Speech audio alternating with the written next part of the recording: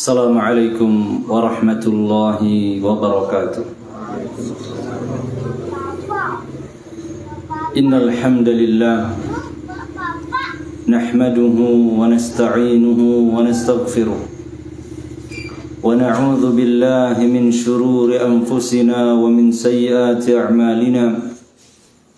Man yahdihillahu fala mudilla lahu wa man yudlil fala hadiya lahu. أشهد أن لا إله إلا الله وحده لا شريك له وأشهد أن محمدا عبده ورسوله. يا أيها الذين آمنوا اتقوا الله حق تقاته ولا تموتن إلا وأنتم مسلمون. يا أيها الناس اتقوا ربكم الذي خلقكم من نفس واحدة وخلق منها زوجها وبث منهما رجالا كثيرا ونساء واتقوا الله الذي تساءلون به والأرحام إن الله كان عليكم رقيبا. يا أيها الذين آمنوا اتقوا الله وقولوا قولا سديدا يصلح لكم أعمالكم ويغفر لكم ذنوبكم ومن يطع الله ورسوله فقد فاز فوزا عظيما. أما بعد فإن أصدق الحديث كتاب الله وخير الهدى هدى محمد صلى الله عليه وسلم وشر الأمور محدثاتها فإن كل محدثة بدعة وكل بدعة ضلالة وكل ضلالة في النار.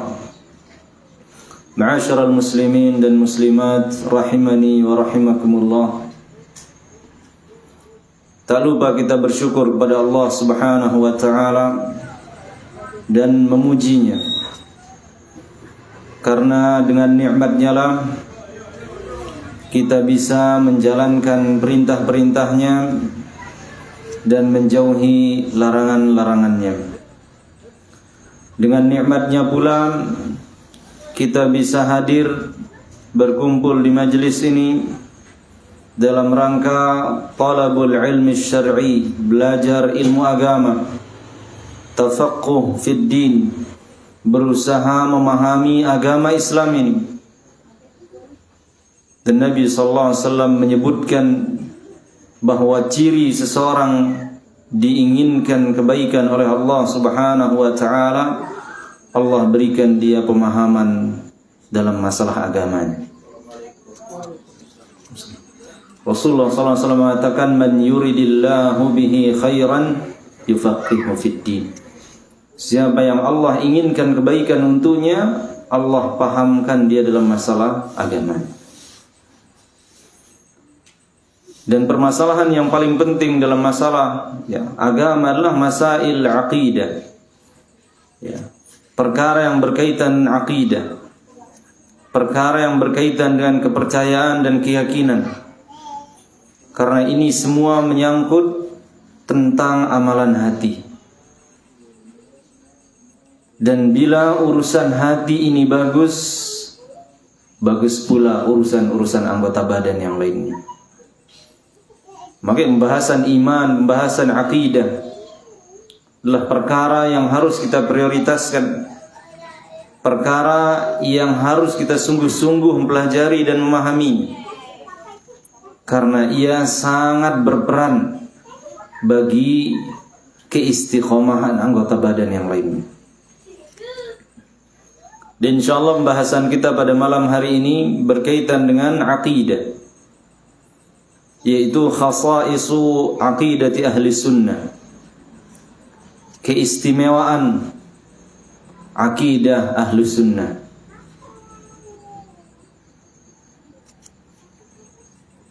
Jadi kita bacakan dari kitabnya Syekh Dr. Ibrahim Ar-Ruhaili hafizahullah ta'ala,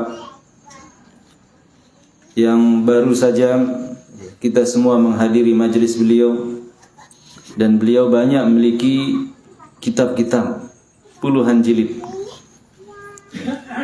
Salah satunya yang kita baca ini yang beliau berikan judul dengan Sabilur Rasyad fi Taqrir Masail al-I'tiqad, jalan yang lurus dalam menjelaskan masalah-masalah keyakinan.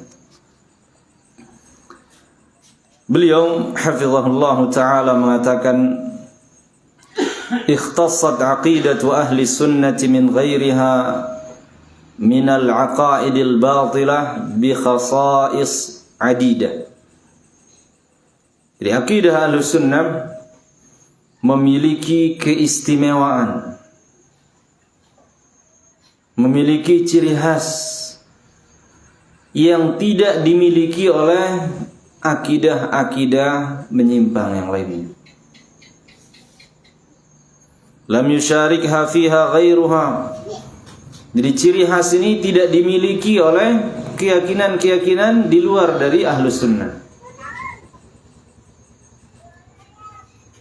Fatamayyazat biha wa dalla ala annaha hiyal aqidatus sahihah. Di akidah ini, akidah ahlus sunnah bersendirian memiliki keistimewaan ini.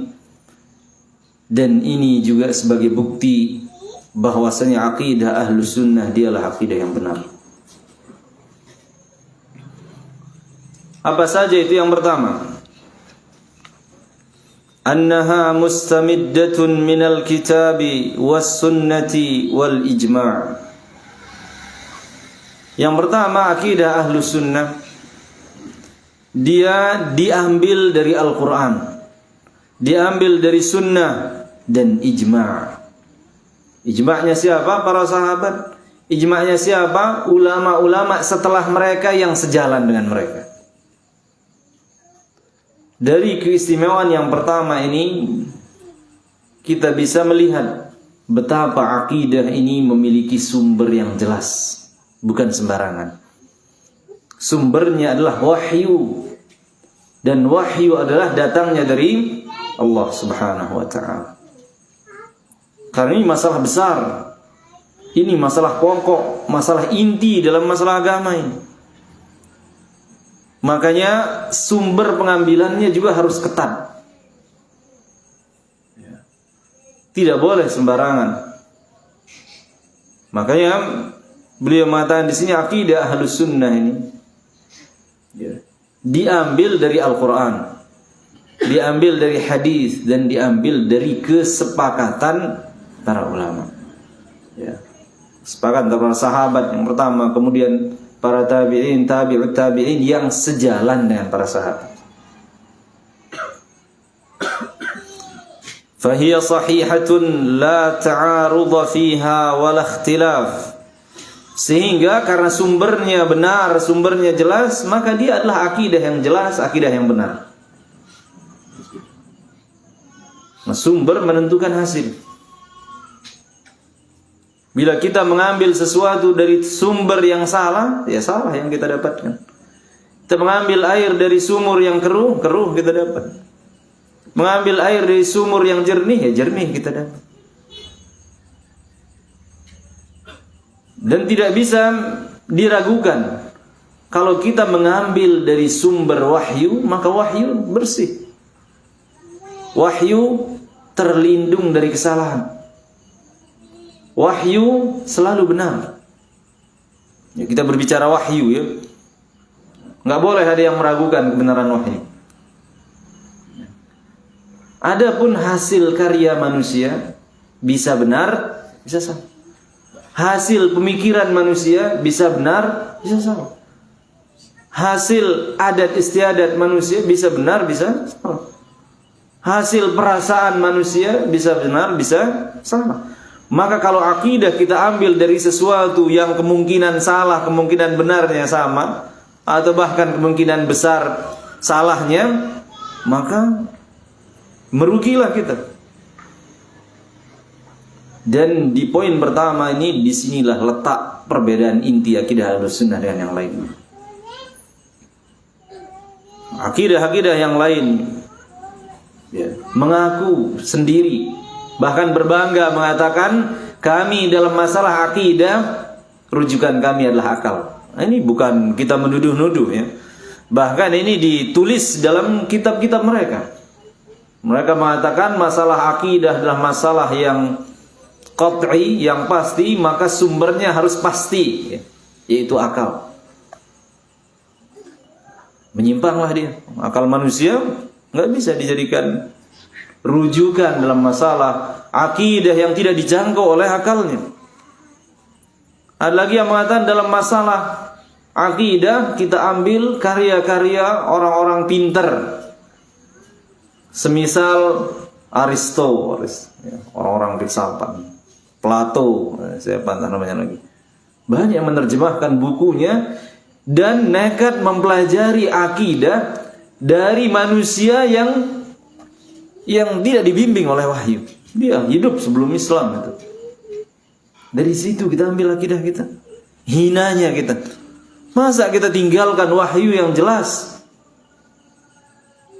Datangnya dari Rasulullah SAW, kita beralih kepada yang bukan wahyu, bukan juga karya kaum muslimin.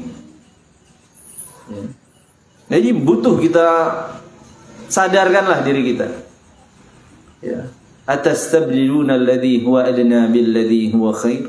Apakah sudi kita tinggalkan yang baik lalu kita ambil yang buruk? Enggak ada bandingannya wahyu dengan karangan orang-orang filsafat, enggak ada. Ya. Ini wahyu dari Allah, jelas. Ya. Oleh sebab itulah ketika kaum muslimin bergeser dalam masalah akidah ini ke sumber-sumber yang lainnya, itulah awal dari munculnya akidah baru. Karena akal manusia diperbarui terus. Muncul yang lebih pintar, dibantah hasil karya dulu. Memang begitu. Dalam masalah dunia ini, teori ini kadang bergantian, teori ini diganti lagi dengan teori, diganti lagi, begitu. Kalau akidah kita serahkan ke sana, berarti akan berganti terus akidah kita. Dan itulah yang terjadi.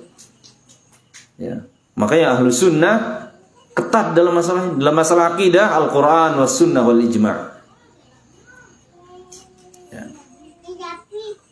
Dan kita masih ingat ketika Umar membawa lembaran Taurat pada Nabi SAW, marah kan Nabi. Nabi mengatakan, masih ragukah kamu, hai Umar? Ngapain lagi nyari sumber lain? Kita sudah ada Al-Quran, lebih terjaga, lebih murni, lebih asli, sampai hari kiamat terjaganya. Ngapain lagi ambil itu? Seolah-olah tidak mencukupi gitu wahyu ini. Jadi penting yang pertama ini, keistimewaan yang patut kita syukuri. Bahwasanya kita diberikan hidayah untuk berakidah dan mengambilnya dari sumber yang jelas, Al-Quran, sunnah, dan ijma'. Semuanya telah dijelaskan oleh Allah dan Rasulnya di dalam wahyu ini. Apalagi masalah akidah yang paling kita butuhkan.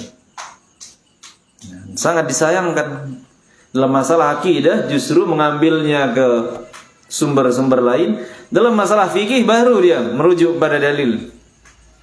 Harusnya ini lebih perkara penting juga. Walaysa bainaha tanaqud wala ittirab. Orang yang mengambil akidahnya dari sumber wahyu ini tidak akan bertentangan. Makanya akidah para sahabat sampai akidah Ahlussunnah zaman sekarang sama saja. Enggak ada revisi-revisi. Sumbernya satu. Tapi lihat perjalanan orang yang mengambil akidah dari sumber yang lain. Awal dari muncul Jahmiyah, ya, dengan akal mengatakan Allah tidak punya sifat. Datang lagi Mu'tazilah mengatakan Allah tidak punya sifat tapi boleh punya nama. Datang lagi setelahnya, boleh punya sifat tapi sebagian saja. Ada lagi setelahnya, boleh punya sifat tapi sekian saja, dan seterusnya. Berubah-ubah terus. Ya. Adapun wahyu, la ikhtilafa wala i'tirab wala ittirab, kata laisa bainaha tanaqud wala ittirab. Tidak ada pertentangan. Sama sudah.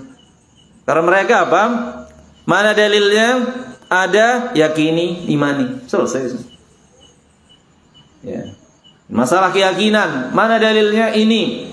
Yakini, imani, selesai. Tanpa harus membingungkan bagaimana kaifiatnya, bagaimana bentuknya. Nggak perlu, karena itu bukan kemampuan kita menjangkau sedetail itu. Tugas kita apa? Imani, amalkan, yakin.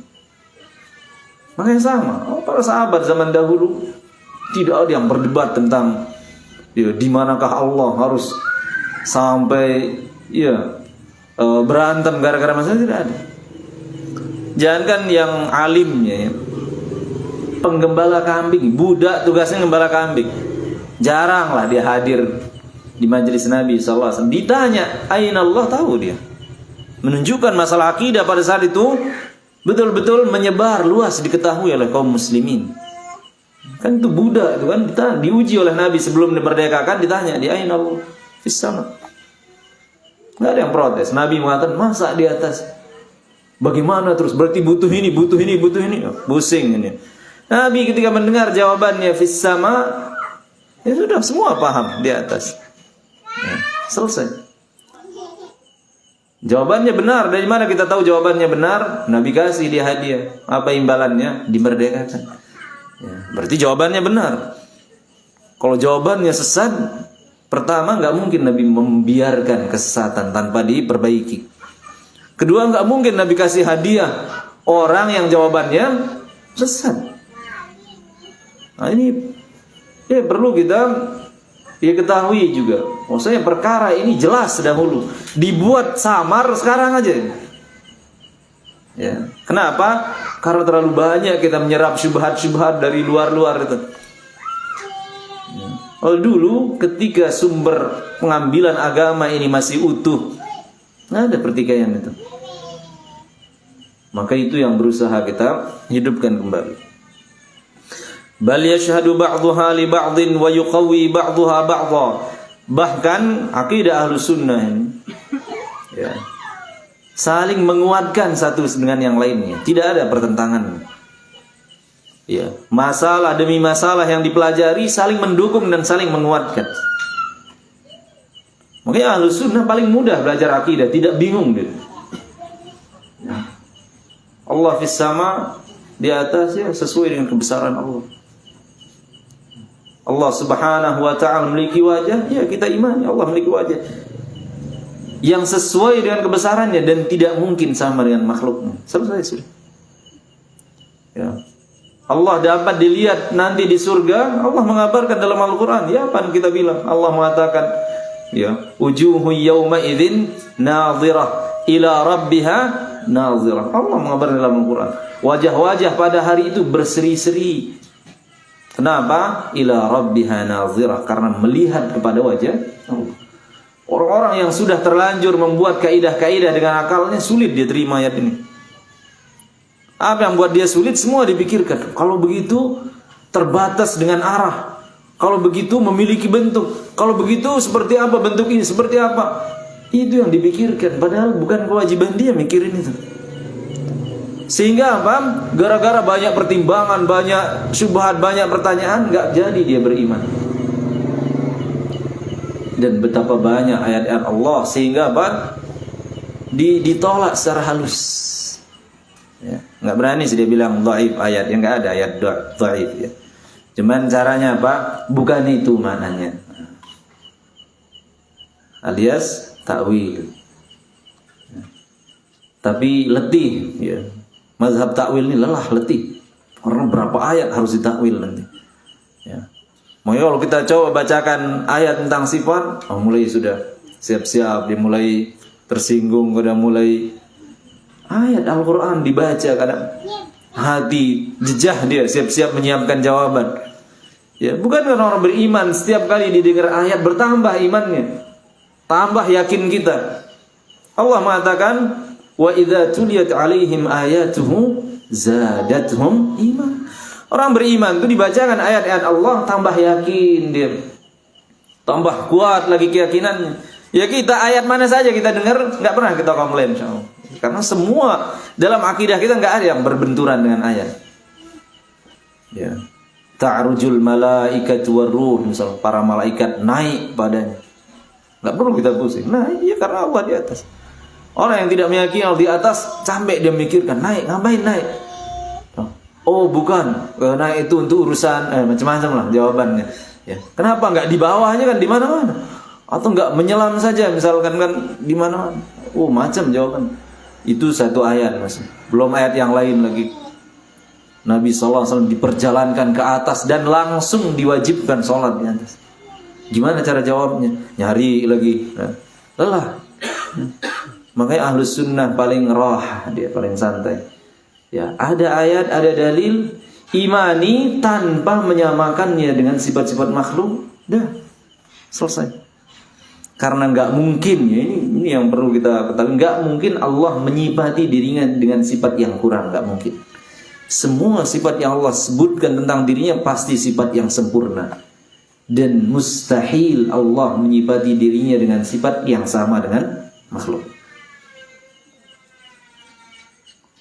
Walihada asmarat li ashabiha quwwatal yaqin wassalamata minasyubahi wal irtiyab. Oleh sebab itulah orang yang berakidah dengan akidah Ahlus Sunnah, ya, menghasilkan apa ya? Keyakinan yang kuat dalam dirinya. Kenapa? Karena semua memiliki dasar. Apa yang ingin ditanyakan misalkan satu saja dari keyakinan yang tidak ada dalilnya dalam akidah Ahlus Sunnah, nggak ada. Semua orang kalau ingin menanyakan ini mana dasarnya, pasti Ahlus Sunnah akan menjawabnya dengan dalil dari Al-Quran dan hadis. Itu yang buat mereka kuat, kokoh. Ya. Kenapa?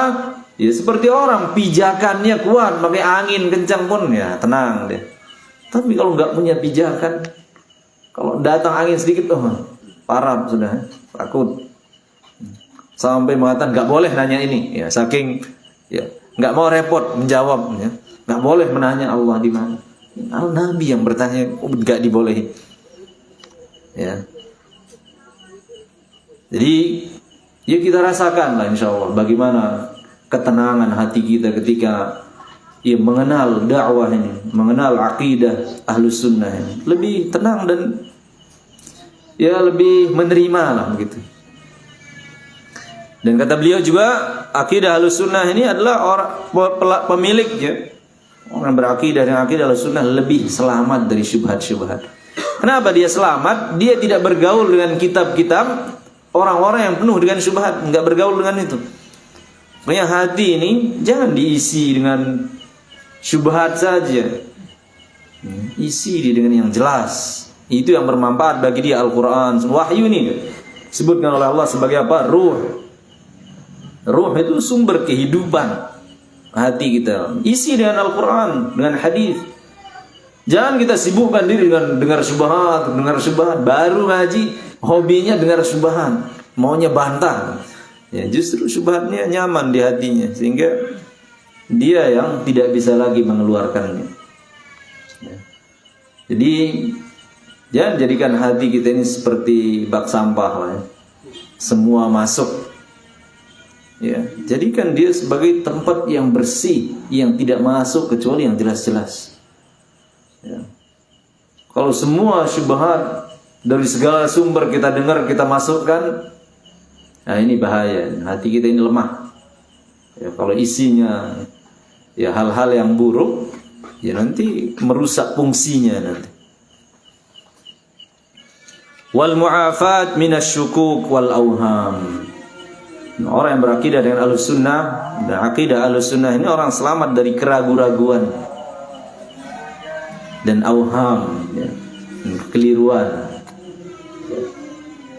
Jadi sekali lagi ini patut kita syukuri.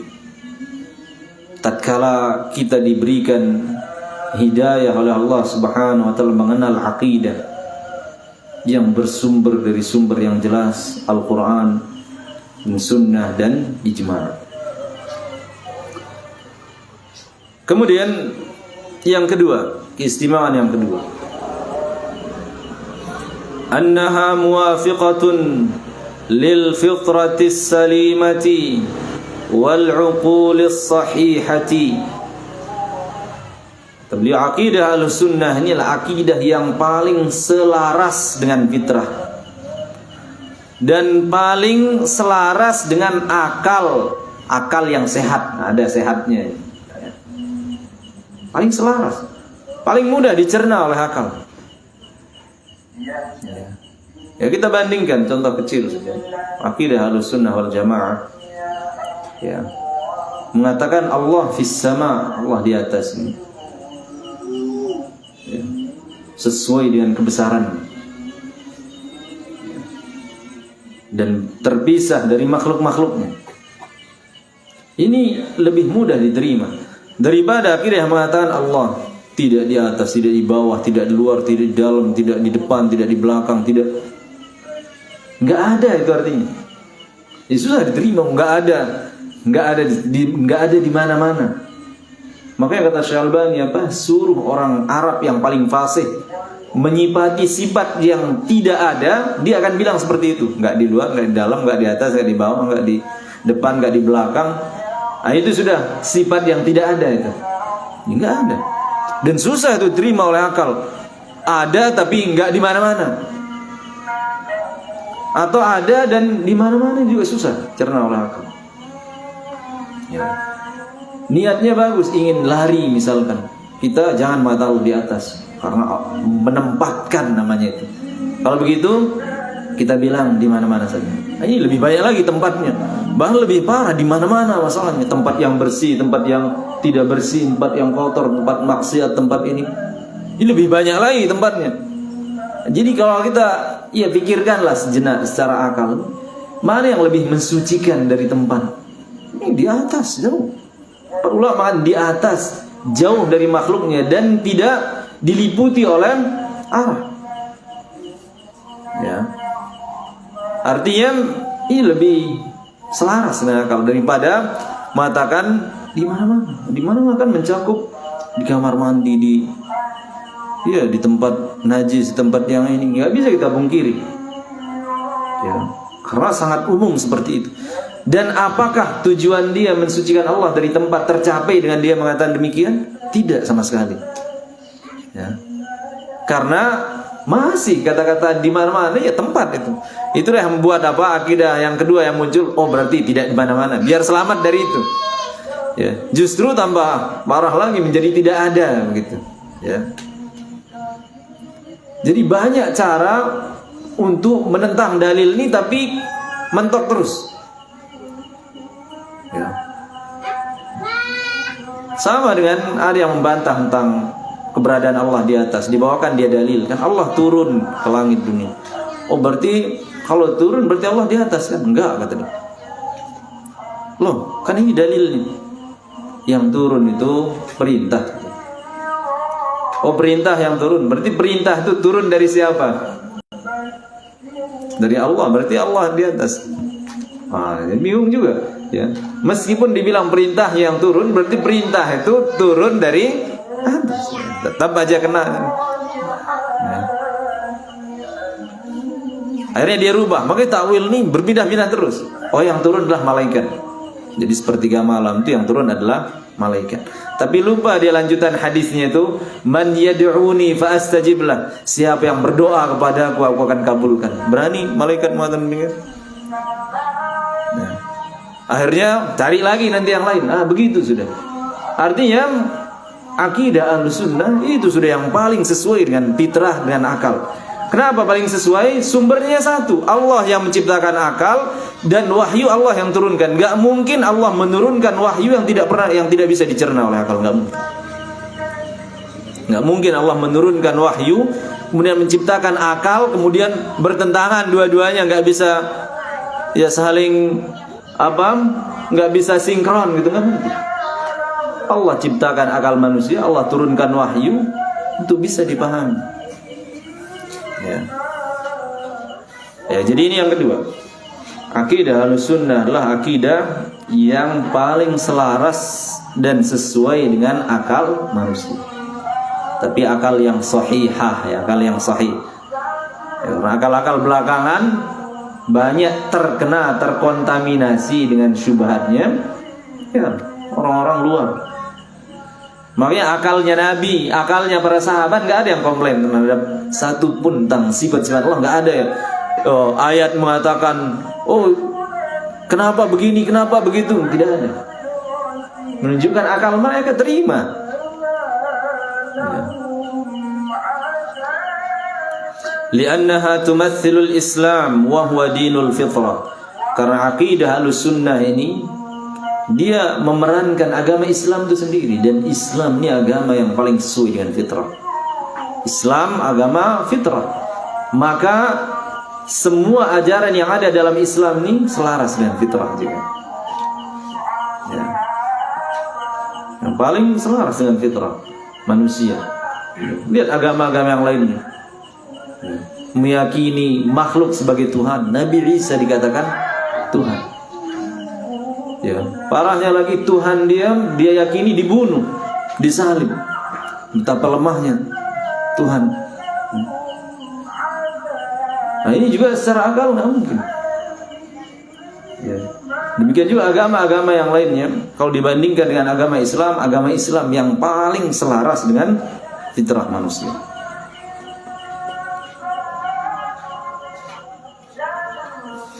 Walihadza zaharat atharuha ala ashabiha as-sadiqin fi imtithaliha. Oleh sebab itulah orang yang benar-benar akidah ini dia ilmui dan dia terapkan dalam kehidupannya akan terlihat buahnya. Apa buahnya? Fa'urasathum tuma'ninatun nafs. Akidah ini akan melahirkan ketentraman jiwa, tentram. Ya. Adapun akidah yang menyimpang, ya.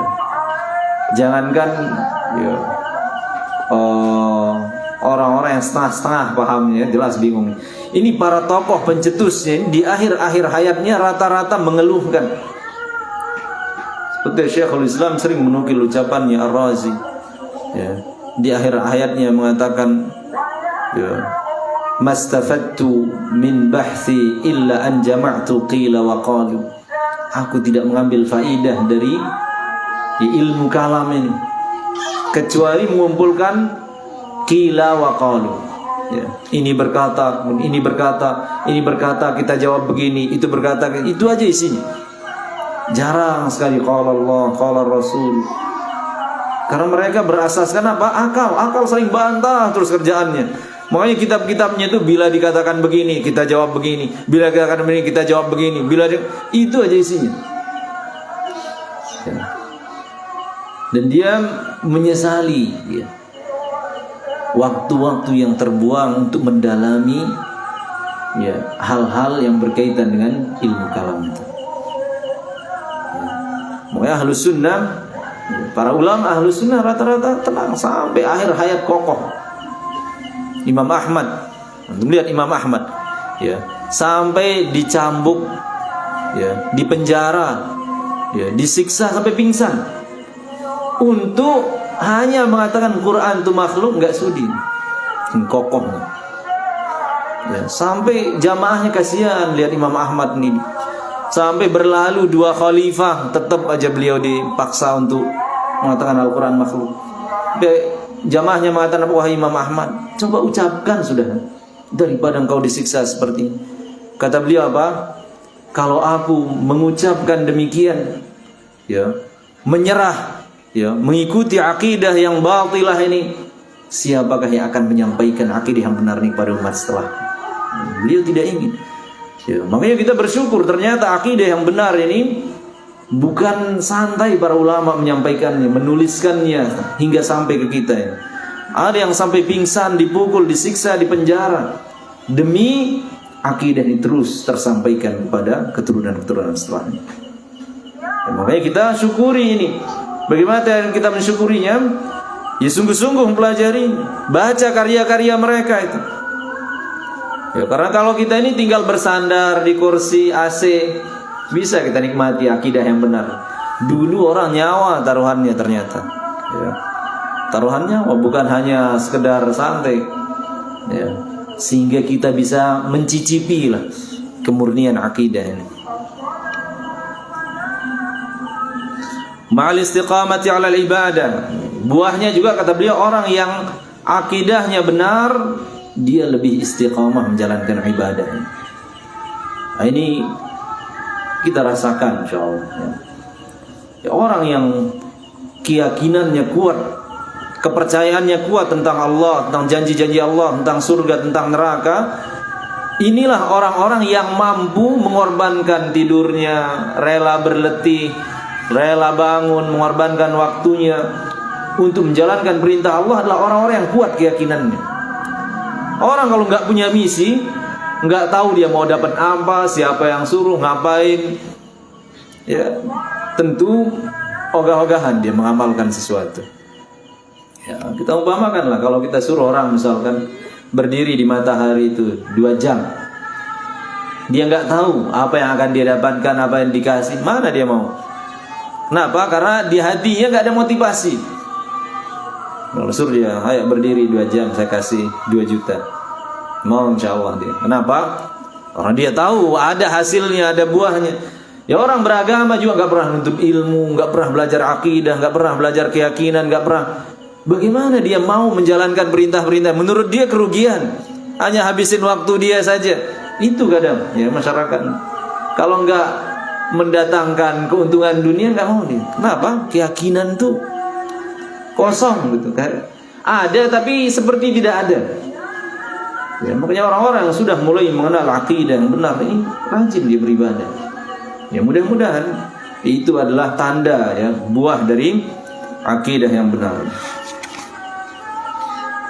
Kemudian yang ketiga, annaha tumathilul wasatiyah baina aqaidil firaq al-mubtadi'ah. Akidah Ahlussunnah ini kata beliau adalah akidah yang pertengahan di antara akidah-akidah yang menyimpang. Dia akidah yang pertengahan. Ya, kalau ya antum baca kitab-kitab akidah, dialah pertengahan. Sebagaimana Islam adalah agama pertengahan di antara agama-agama yang lainnya. Allah berfirman, "Wa kadzalika ja'alnakum ummatan wasata litakunu syuhada'a 'alan nas wa yakuna ar-rasulu 'alaikum syahida."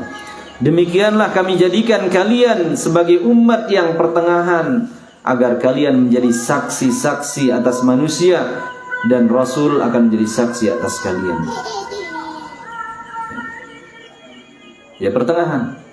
Contoh pertengahannya ada namanya firqah Jabriyah, mengatakan manusia ini seperti wayang, nggak punya keinginan, nggak punya kehendak. Allah sudah yang berbuat nih Allah. Semua yang kita berbuat nih Allah, nggak ada andil manusia. Nah ini Jabriyah. Ya. Sebaliknya Qadariyah ya, mengatakan semua telah ditakdirkan. Ya. Jadi Qadariyah ini dia sebaliknya.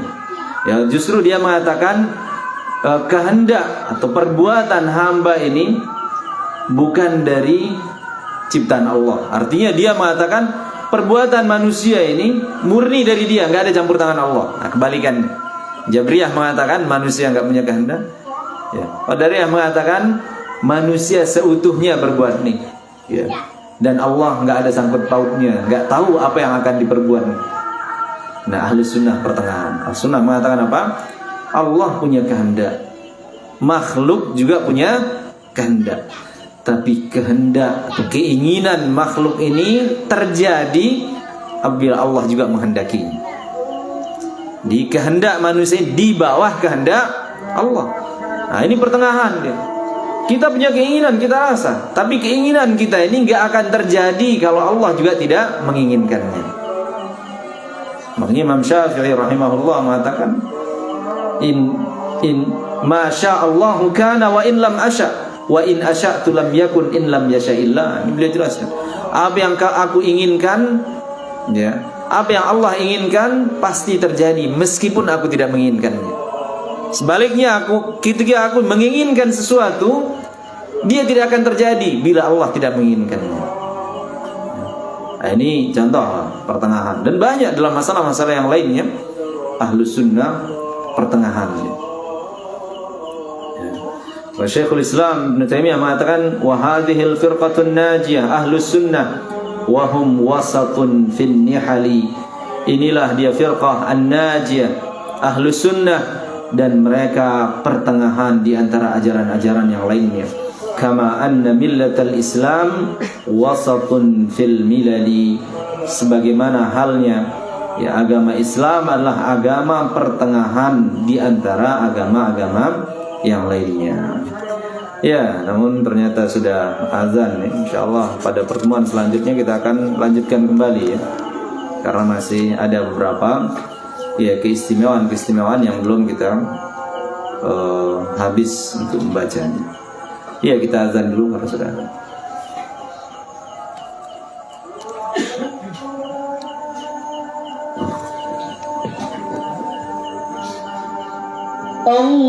Allahu Akbar,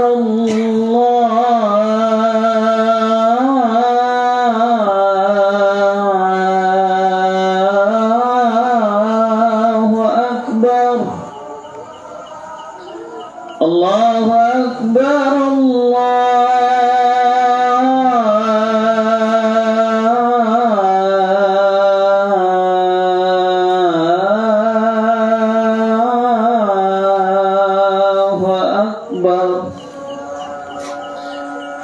Asyhadu an la ilaha illallah,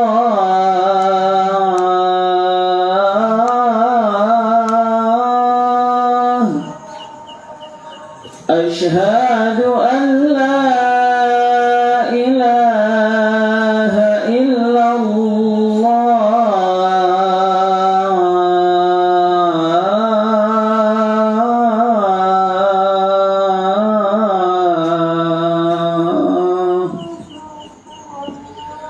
Asyhadu anna Muhammadar Rasulullah,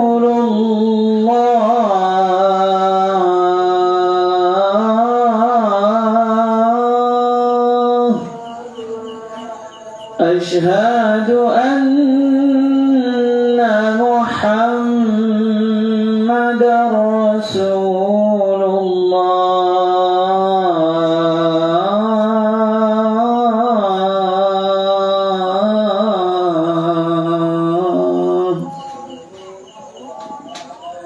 Hayya 'alas salah,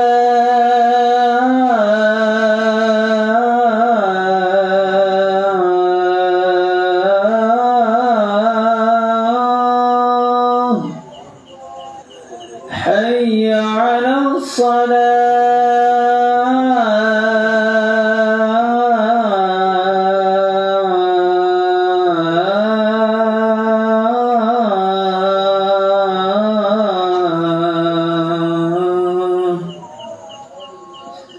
Hayya 'alal falah,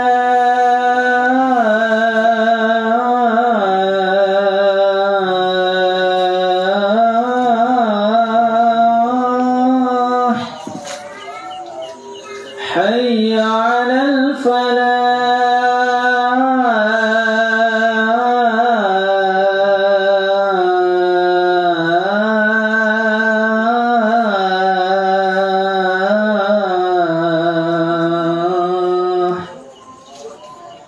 Allahu Akbar,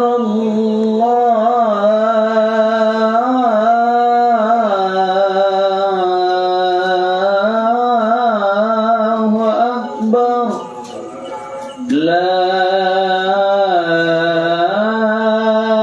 ilaha illallah.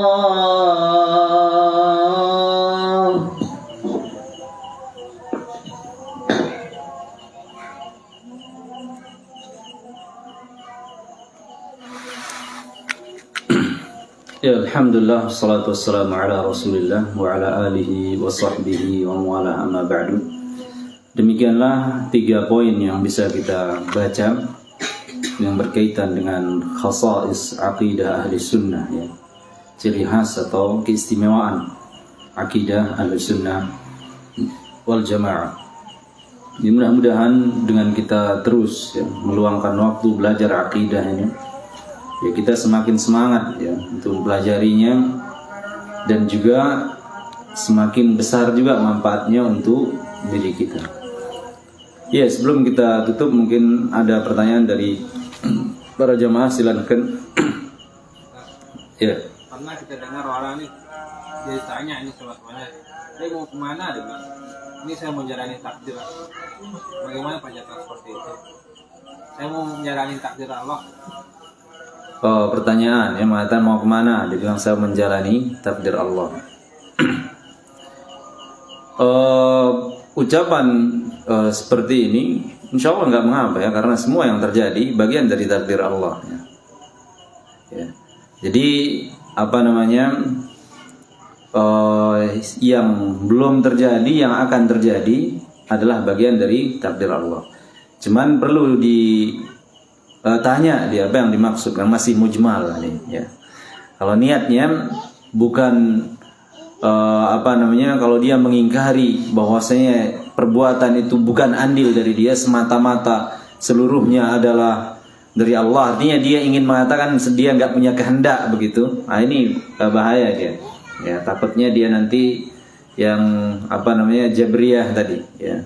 Karena ahlu sunnah itu meyakini ya, manusia ini memiliki kehendak. Allah mengatakan bahwa ma tasyauna illa ayyasha Allah. Apa yang engkau kehendaki wahai manusia ya, tidak akan terjadi kecuali bila Allah menghendakinya. Berarti manusia punya kehendak. Makanya dia dihukum, makanya dia disiksa karena perbuatan dia. Kalau itu bukan perbuatan dia, perbuatan Allah semua, ya nggak hikmah dong menyiksa orang, bukan perbuatan dia. Ya. Perbuatan kita, makanya kita berdosa. Karena itu perbuatan kita yang menginginkannya. Dan Allah menakdirkannya, ini perlu ditekankan. Allah ketika menakdirkan sesuatu berbeda dengan mencintai sesuatu. Tidak semua yang Allah takdirkan terjadi otomatis Allah cintai perbuatan tersebut. Ada nggak keburukan terjadi di dunia ini? Ada, banyak. Allah takdirkan bukan? Iya. Tapi apakah Allah mencintainya? Tidak. Kan terjadi syirikan, pembunuhan, perzinahan.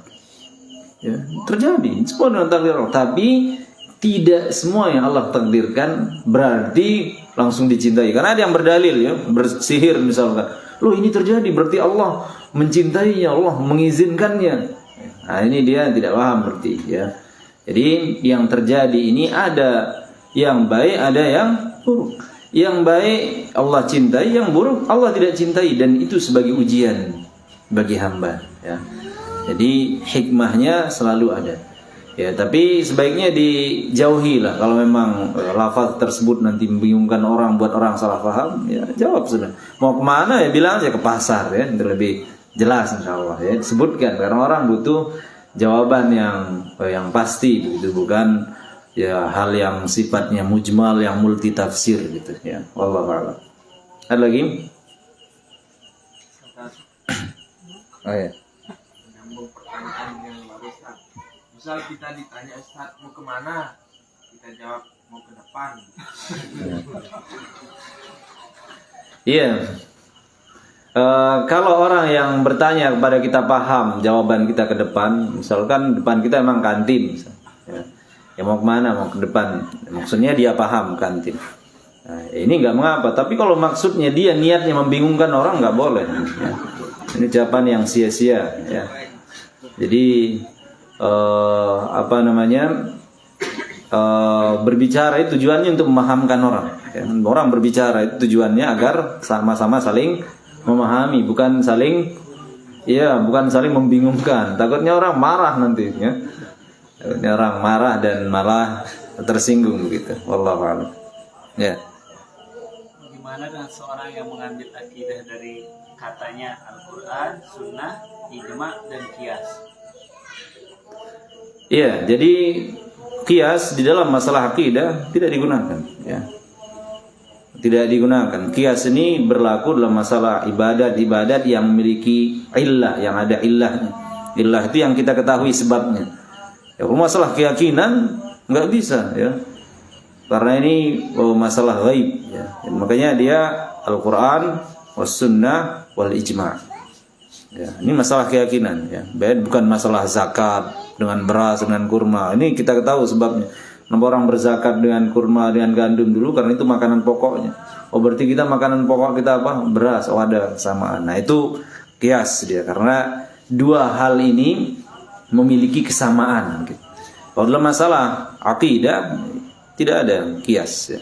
Wallahu a'lam. Ya. Kalau dia orang bilang yang gawi yang beli itu cocok ya dengan keyakinan. Oh iya benar itu. Dia yang berbuat, dia yang mendapatkan ya. Al jaza min jinsil amal. Ya, jadi balasan sesuai dengan perbuatan. Tapi bukan berarti kita tidak perlu mengurusinya. Tetap kita amar ma'ruf nahi mungkar itu ada. Maksudnya kalau kita lihat kemungkaran, ada usaha dulu. Ya usaha dengan apa? Dengan tangan. Kalau nggak mampu dengan lisan. Kalau nggak mampu baru dengan hati. Ya jangan langsung itu jawabannya. Itu orang ini. Dia sudah terserah. Harus ada, karena sesama muslim harus saling mengingatkan, saling menasihati. Kalau dia sudah sampaikan, dia ngeyel terus sampaikan, nggak mempan juga, nyocok gitu ya. Dia yang berbuat, ya dia yang akan mendapatkannya. Ya. Ya. Perkataan yang bilang hanya keberuntungan saja. Gitu. Hanya Keberuntungan saja, hoki. keberuntungan. Gimana perkataan itu?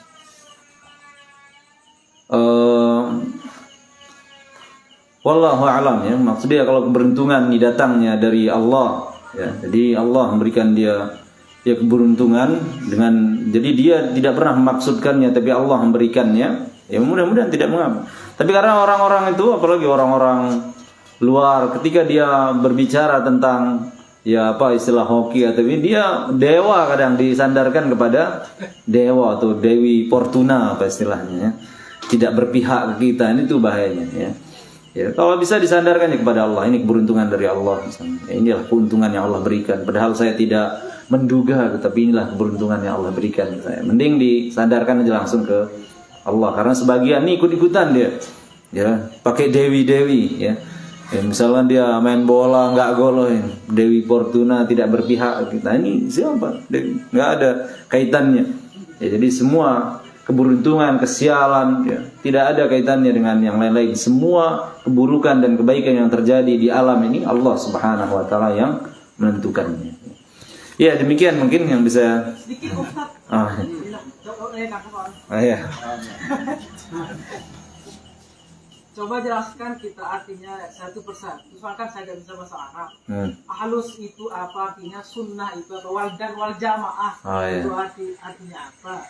Dan jelaskan jika Panjang deh. kan saya punya teman ini biasa bercanda apa akidahnya. Kalau saya merujuk ke akidah Asy'ariyah dan akidah Maturidi, dia bilang jelaskan kita, paparkan kita apa arti akidah Asy'ari dan Maturidi. Tahu saya maksudnya. Ya, akidah Ahlus Sunnah. Akidah pertama artinya adalah keyakinan yang kuat di dalam hati, itu akidah. Makanya dia membahas tentang kepercayaan, iman pada Allah, malaikat, ya, sampai hari akhir. Itu pembahasan akidah, pembahasan keyakinan, bukan dikerjakan dengan badan kan. Kalau sholat itu kaitan dengan amal badan. Jadi akidah itu sesuatu yang menancap kuat di hati, ya, keyakinan, kepercayaan. Itu akidah. Ahlu itu artinya orang terdekat biasanya. Ahlun itu keluarga. Ahlus sunnah itu orang yang dekat dengan sunnah. Kenapa dia dikatakan dekat dengan sunnah? Karena dia mencintainya sunnah itu, dia mempelajarinya dan dia mengamalkan. Ahlus sunnah. Makanya diterjemahkan biasanya ahlus sunnah, orang yang berpegang dengan sunnah. Wal jamaah, wa itu artinya dan. Ya, al jamaah, jamaah ini disebutkan oleh para ulama artinya adalah jamaah adalah sekelompok orang kalau arti sungguhnya. Ya. Nah, sekelompok orang itu jamaah. Nah, jamaah kelompok orang yang mana yang dimaksud? Kata para ulama, kalau berbicara tentang jamaah yang pertama kali jamaahnya para sahabat. Mereka lah rombongan pertama dalam agama ini. Makanya kalau kita ingin berjamaah, mereka lah ya jamaah yang kita jadikan patokan. Itu dia ahlus sunnah wal jamaah. Ada yang menafsirkan jamaah di sini maksudnya bersatu di atas sunnah itu. Jadi makna ahlus sunnah adalah berpegang dengan sunnah dan berjamaah di atasnya. Ya, bisa anda pahami? Oh ya, ahlus sunnah wal jamaah berarti orang yang berpegang dengan sunnah dan bersatu di atasnya. Atau orang yang berpegang dengan sunnah sesuai dengan jamaahnya para sahabat yang mengikuti jejak mereka. Kemudian Asy'ariyah ini dinisbatkan, yang menyandarkan diri kepada Abu Hasan al-Asy'ari, seorang ulama yang lahir pada tahun sekitar 260 Hijriah, 200 tahun setelah meninggalnya Nabi. Mana yang lebih tua berarti? Akidah Ahlus Sunnah dengan lebih tua, akidah salaf lebih tua. Nah, akidah sudah matang di zaman sahabat. Kalau belum matang, nunggu beliau lahir baru dimatangkan, kasihan, sesat semua sebelum, ya. Jadi akidah itu sudah ada, kebenaran itu sudah ada, ya, sudah matang, sudah lengkap, tanpa menunggu lahirnya seseorang di abad ketiga Hijriah. Terlalu lama. Ya, jadi makanya karena nama beliau Abu Hasan Al-Asy'ari dinisbahkanlah kepada Asy'ari. Berarti akidah yang dicetuskan oleh Abu Hasan Asy'ari. Jadi mereka merujuk dalam masalah akidah pada Abu Hasan Al-Asy'ari. Dan Maturidi ya merujuk juga kepada nama pencetusnya, itu Abu Mansur Al-Maturidi. Makanya orang mengikutinya namanya Maturidi. Dan kita Salafiyah nisbatnya kemana? Salaf, para sahabat. Ya, para sahabat kalau dibandingkan dengan yang setelahnya jauh. Para sahabat punya rekomendasi langsung dari Allah dan Rasulnya. Kenapa kita nggak nisbatkan ke sana lagi? Kenapa harus ke perorangan? Apakah dia berbeda? Kalau berbeda jelas yang kita ambil yang induknya. Ya. Kalau sama tetap kita ke induknya lebih afdal. Kalau memang dikatakan sama beliau ini dengan salaf, ya sudah kita ambil ke salaf. Ya, biar tidak terkesan berbeda begitu. Ya. Wallahu a'lam. Jadi itu dia. Ya, mungkin terakhir beliau. Silakan. Begini kan kita di Indonesia sering kata-kata yang seperti yang disampaikan tadi, kata-kata untung. Dia tabrakan untung, anaknya masih hidup, padahal banyak korban misalnya. Yeah. Terus kadang ada kecelakaan kerja, untung dia masih bisa berjalan seperti itu. Kata-kata untung itu memang pandangan. Iya, kalau masalah bahasa ini ya, tergantung kepada urf pemakaiannya ya. Artinya seperti apa orang setempat memahami hal yang demikian. Kalau niatnya bukan mengingkari kebenaran, bukan mengingkari takdir misalkan, dan untung itu lebih cenderung ke apa? Maksud dia adalah alhamdulillah kita masih, jadi panjang itu alhamdulillah beruntung ini masih selamat ya. Jadi disingkat untung tidak tabrakan. Jadi sebenarnya itu dia ingin bersyukur sebenarnya, tapi ya kalau bisa alhamdulillah gitu aja lah, alhamdulillah ini selamat. Jadi kalaupun dia pakai untung karena secara urf orang menggunakannya itu bukan bermaksud untuk mengingkari takdir ataupun apa ya. Jadi dia sebenarnya ingin mengatakan alhamdulillah kita masih beruntung, kita tidak ditabrak. Ya, insya Allah tidak mengapa. Dalam masalah bahasa itu kembalinya ke urf. Ya. Makanya ada istilah al-adah muhakkamah itu berlaku di bahasa. Misalkan ada orang transaksi 5.000, ongkos ke sana berapa? 5.000.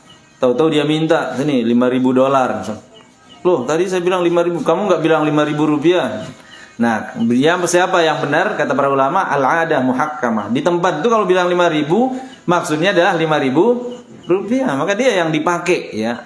Pemakaian setempat itu yang dipakai, meskipun tidak disebutkan secara detail. Misalnya sini saya beli seharga 100, dikasih $100 misalnya. Ya, padahal orang sana kalau bilang 100.000, maka yang dipakai adalah ada ya, pemakaian setempat itu. Ya, jadi tidak bisa kita letterlock dalam apanya. Jadi dilihat masalah bahasa dan muamalah itu yang dilihat adalah al-adah setempat ya, pemakaian setempatnya. Wallahu a'lam. Ya. Barangkali ini saja ya yang kita bisa sampaikan. Mohon maaf atas segala kekurangan. Subhanakallahumma bihamdik, asyhadu an la ilaha illa anta, astaghfiruka wa atubu ilaik. Wassalamualaikum warahmatullahi wabarakatuh.